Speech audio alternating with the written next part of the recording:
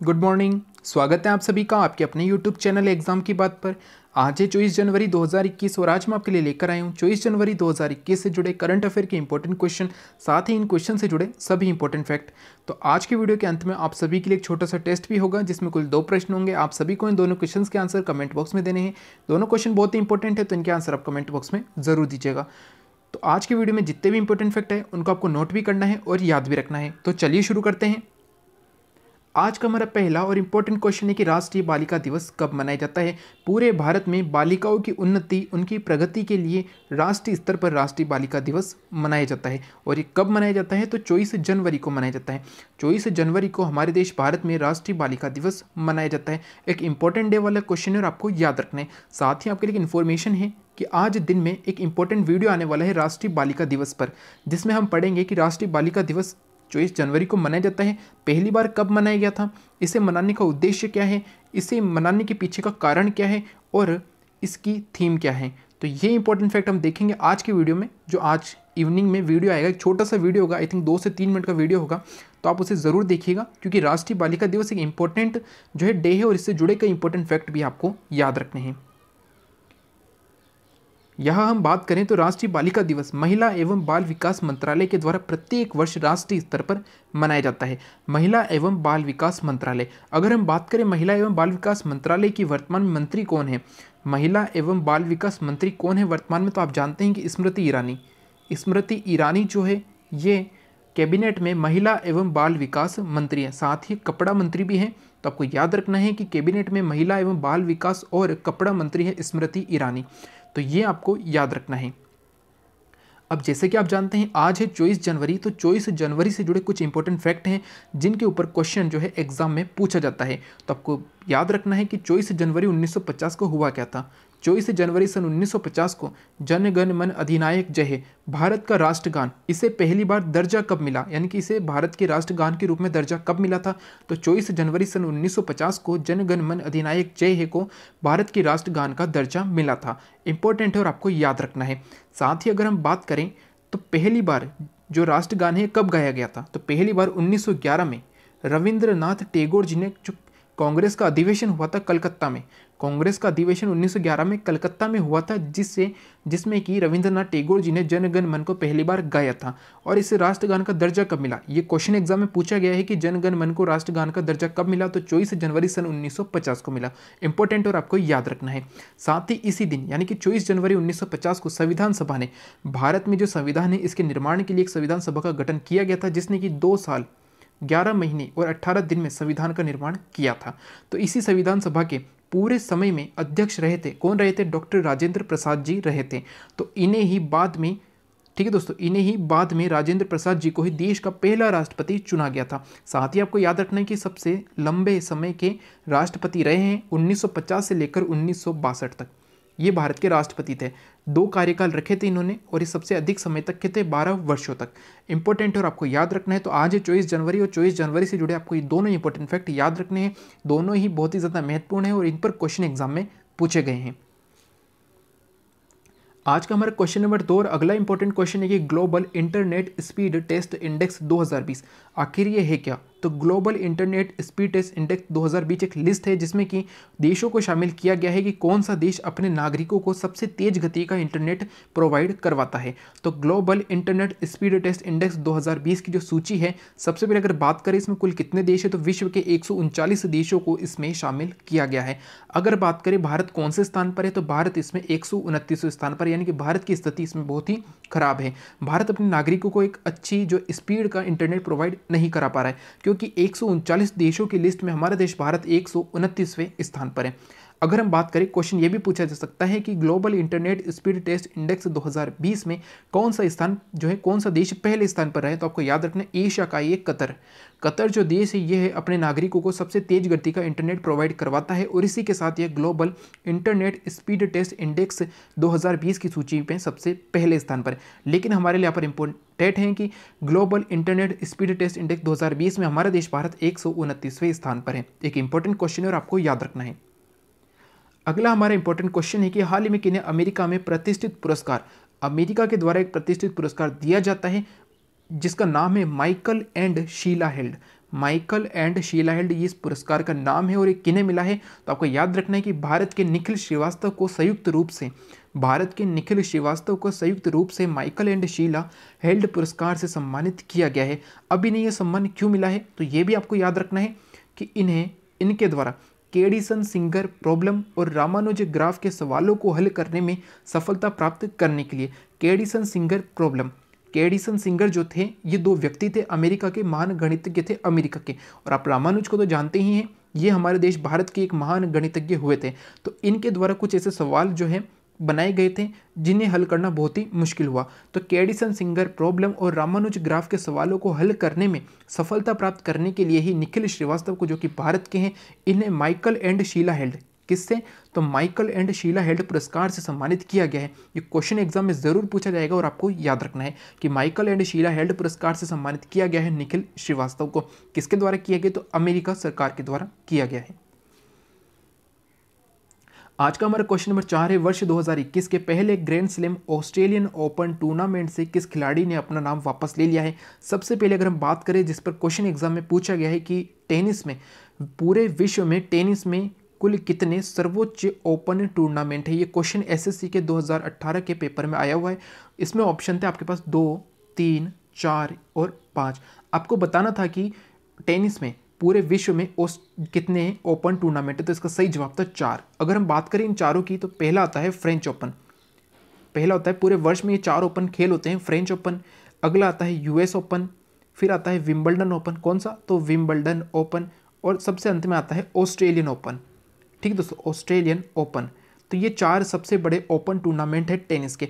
अब हम चलते हैं हमारे क्वेश्चन पर। हमारा क्वेश्चन कुछ इस प्रकार था कि 2021 के पहले ग्रैंड स्लैम, चारों में से सबसे पहले होने वाला है ऑस्ट्रेलियन ओपन टूर्नामेंट। ठीक है दोस्तों, और इससे एंडी मरे ने अपना नाम वापस ले लिया है। एंडी मरे एक प्रसिद्ध टेनिस प्लेयर हैं।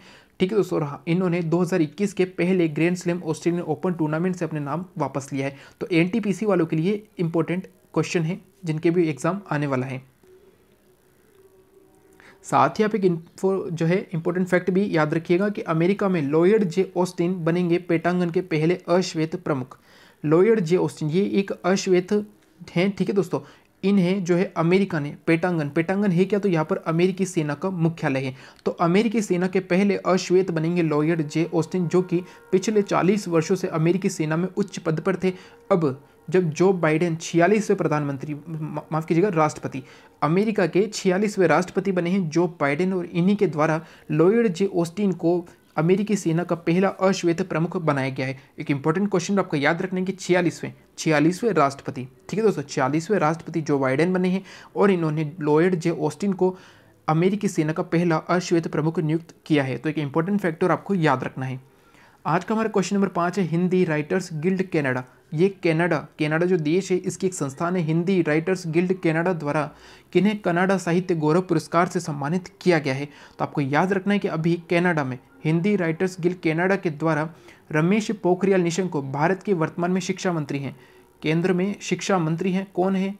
तो रमेश पोखरियाल निशंक है शिक्षा मंत्री, और इन्हीं को ही कनाडा साहित्य गौरव पुरस्कार से सम्मानित किया गया है। सबसे इंपॉर्टेंट क्वेश्चन आने वाले एग्जाम के लिए, और आपको याद रखना है कि शिक्षा मंत्री रमेश पोखरियाल निशंक को कनाडा साहित्य गौरव पुरस्कार से सम्मानित किया गया है। ये दिया किसने? तो हिंदी राइटर्स गिल्ड कनाडा के द्वारा दिया गया।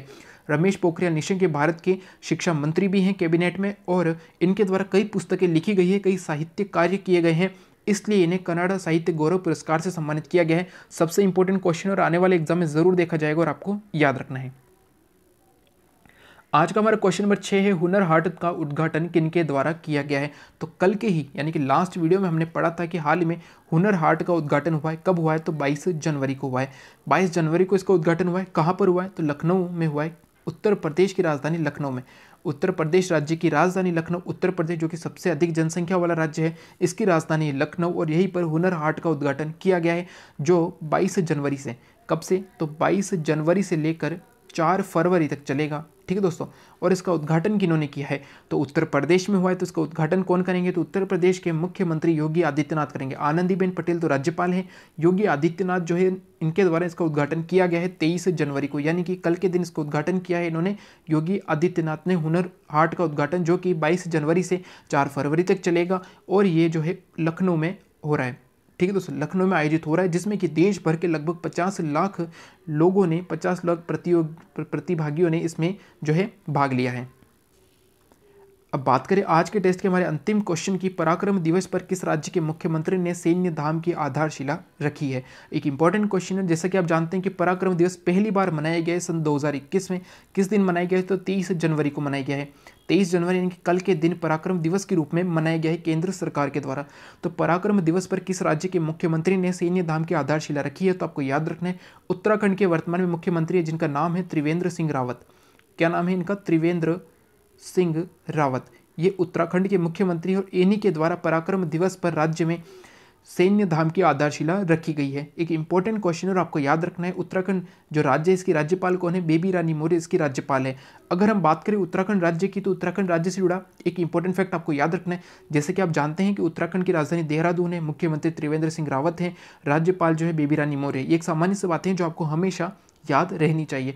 अब आपको और क्या याद रखना है, वो इस प्रकार है कि सन 2000 में, कब? तो सन 2000 में उत्तराखंड उत्तर प्रदेश से अलग होकर भारत का 27वां राज्य बना। ये भी आपको याद रखना है। ठीक है दोस्तों, भारत का 27वां राज्य कौन सा बना? उत्तराखंड बना था। और एक करंट अफेयर का क्वेश्चन भी आपको याद रखना है कि हाल ही में राघवेंद्र सिंह चौहान, इनका नाम आप याद रखिएगा, राघवेंद्र सिंह चौहान, ये उत्तराखंड का जो हाईकोर्ट है इसके मुख्य न्यायाधीश बने हैं। आपको इनका नाम भी याद रखना है, क्वेश्चन एग्जाम में पूछा जा सकता है कि हाल ही में राघवेंद्र सिंह चौहान किस राज्य के हाईकोर्ट के जो है मुख्य न्यायाधीश बने हैं? तो उत्तराखंड राज्य के। तो ये थे आज के हमारे वीडियो के करंट अफेयर के इंपॉर्टेंट क्वेश्चन, साथ ही कुछ इंपॉर्टेंट फैक्ट जो हमने देखे हैं। आपको सभी याद भी रखने हैं और इन्हें नोट भी कर लेना है। अब हम चलते हैं कल के हमारे टेस्ट पर। कल के हमारे टेस्ट का यानी कि 23 जनवरी का हमारा टेस्ट था। इसका पहला क्वेश्चन था असत्य विकल्प को चुने। यहाँ पर आपके 4 क्वेश्चन कंप्लीट होते हैं और साथ ही कई इंपॉर्टेंट फैक्ट भी आपके कंप्लीट होते हैं। तो चलिए चलते हैं इस क्वेश्चन पर।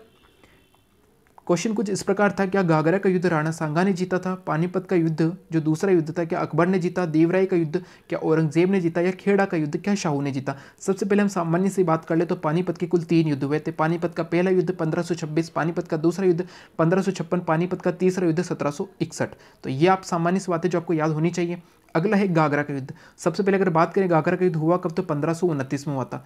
ये ऑप्शन हमारा गलत था, क्योंकि घाघरा का युद्ध जो था ये किसने जीता था? बाबर ने जीता था। मुगल वंश का संस्थापक था बाबर, जो कि 1526 में इसने मुगल वंश की स्थापना की थी पानीपत के पहले युद्ध में इब्राहिम लोदी को हराकर। कब? तो 1526 में।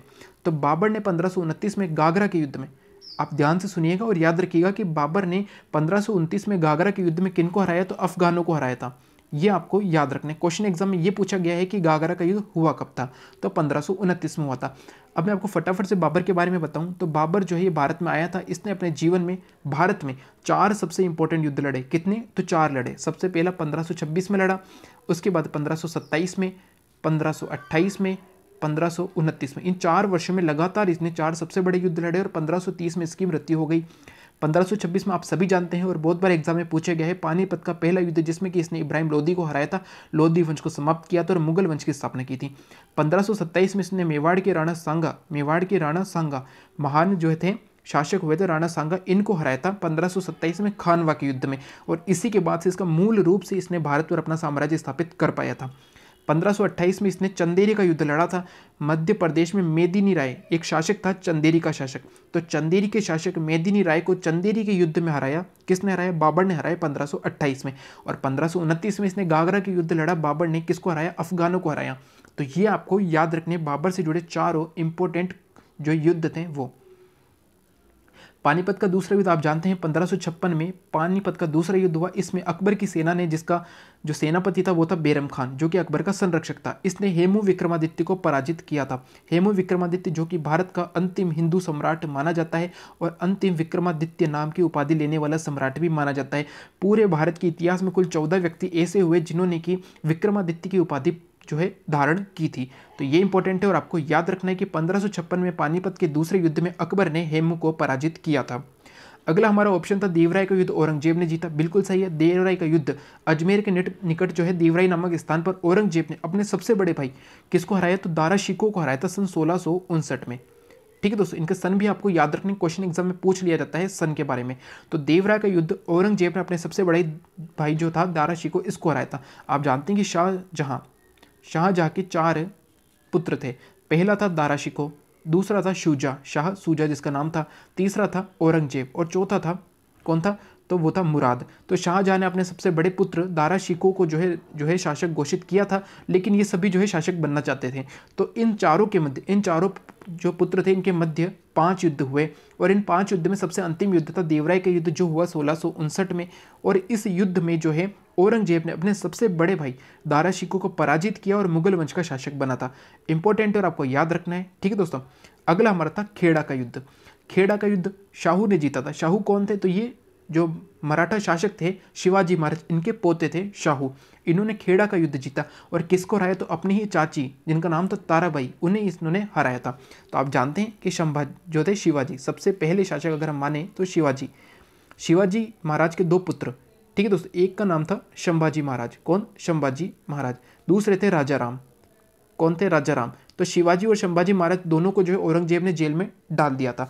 तो संभाजी महाराज की मृत्यु हो गई थी। संभाजी महाराज के जो पुत्र थे शाहू, जिन्हें कि बाद में छोड़ दिया गया था, जिन्हें कि बाद में मुक्त कर दिया गया था। किसने किया था, तो बहादुर शाह नाम के एक जो था उसने किया था, ठीक है दोस्तों। तो शाहू को जो है छोड़ दिया गया था। तो शाहू और राजा राम की पत्नी ताराबाई के मध्य युद्ध हुआ था सन 1707 में, जिसे कहा गया खेड़ा का युद्ध, और इस युद्ध को शाहू ने जीत लिया था, ठीक है दोस्तों। तो ये था कल का हमारा क्वेश्चन, जहां पर आपको इतने सब इंपॉर्टेंट फैक्ट याद रखने हैं।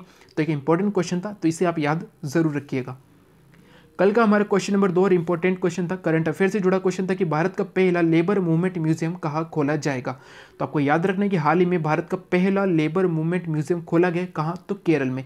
इंपॉर्टेंट क्वेश्चन है और आपको याद रखना है। अगर बात करें केरल राज्य की, तो केरल राज्य की राजधानी है तिरुवनंतपुरम।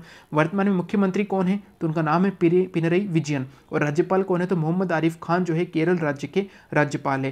केरल राज्य में ही है शांत घाटी, पेरियार नदी भी केरल राज्य में है, पेरियार वन्यजीव अभ्यारण्य भी जो है केरल राज्य में। और हाल ही में रेशमा मरियम, इनका नाम आप याद रखिएगा, रेशमा मरियम सबसे युवा पंचायत अध्यक्ष बनी है। इंपॉर्टेंट है और आपको याद रखना है। तो ये थे हमारे कल के टेस्ट के दोनों क्वेश्चन जो आपको याद रखने हैं, इंपॉर्टेंट है। अब हम चलते हैं आज के हमारे टेस्ट पर। आज के हमारे टेस्ट का पहला प्रश्न वही है, असत्य विकल्प को चुने। आपको बताना है कि प्रार्थना सभा की स्थापना महात्मा गांधी जी ने की, आत्मीय सभा की स्थापना राजा राममोहन राय ने की, आर्य समाज की स्थापना क्या स्वामी दयानंद सरस्वती ने की, और स्वराज पार्टी की स्थापना क्या चित्तरंजन दास ने की। इंपॉर्टेंट है और इसका आंसर आपको बताना है कि निम्न में से कौन सा ऑप्शन गलत है। आज का हमारा क्वेश्चन नंबर 2 है, कानुमा त्योहार किस राज्य में मनाया गया है। आपको बताना है कि हाल ही में जो कानुमा त्योहार मनाया गया है ये किस राज्य में मनाया गया है। तो ये हैं आज के टेस्ट के दोनों इंपॉर्टेंट क्वेश्चन, जिनके आंसर आपको कमेंट बॉक्स में देने हैं, ठीक है दोस्तों। तो ये है आज का हमारा वीडियो, जिसमें हमने पढ़े 24 जनवरी से जुड़े करंट अफेयर के इंपॉर्टेंट क्वेश्चन, साथ ही कुछ इंपॉर्टेंट फैक्ट। कल के टेस्ट के दोनों क्वेश्चन देखें जो आपको याद रखने हैं, और इनके आंसर आपने कमेंट बॉक्स में दिए हैं, ठीक है दोस्तों। सभी के आंसर बिल्कुल सही थे। तो आज के टेस्ट के भी आंसर आपको कमेंट बॉक्स में देने हैं। अगर आज का आपको हमारा वीडियो अच्छा लगे तो लाइक एंड शेयर जरूर करें। साथ ही वैसे भी जो आज चैनल पर नए हैं उन्हें वीडियो अच्छा लगे, उपयोगी लगे, तो सब्सक्राइब करना न भूलें। साथ ही बेल आइकन जरूर दबाएं, जिससे कि आने वाले वीडियो की तुरंत जानकारी आपको मिल सके। साथ ही जो आज दिन में वीडियो आने वाला है, एक छोटा सा वीडियो होगा, ठीक है दोस्तों, राष्ट्रीय बालिका दिवस पर, जो आपको ज़रूर देखना है। Thank you.